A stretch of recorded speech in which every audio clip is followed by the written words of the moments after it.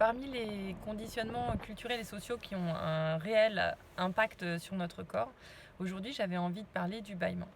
La représentation du bâillement, celle que nous avons transmise nos parents ou nos instits à l'école, disait très clairement que bâiller c'est mal élevé. Ça veut dire que tu t'ennuies, ça veut dire que t'es pas parmi nous, que t'es pas concentré. C'est une marque de manque de respect aussi.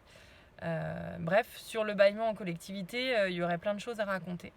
Pour autant, au niveau des neurosciences aujourd'hui, on sait que le bâillement a un impact très positif pour le corps.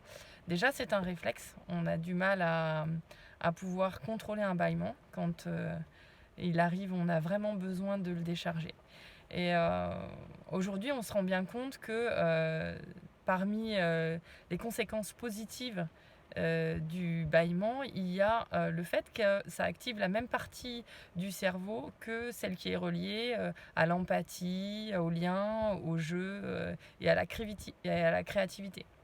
En fait, quand nous bâillons, quand on bâille, on efface et on relâche les blocages énergétiques subtils de notre système.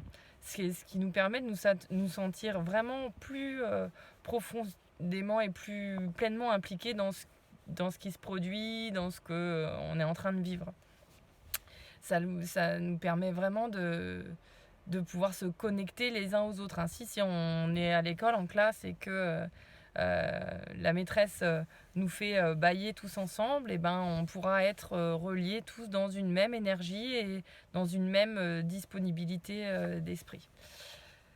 Voilà, donc un exemple de conditionnement qui a un réel impact sur notre corps parce qu'on a un outil tout trouvé, ces cadeaux de notre corps pour nous permettre de rééquilibrer notre système nerveux, de nous permettre d'être bien les uns avec les autres et on s'empêche de le savourer juste parce que on l'a connoté comme étant c'est pas bien, c'est mal élevé, etc.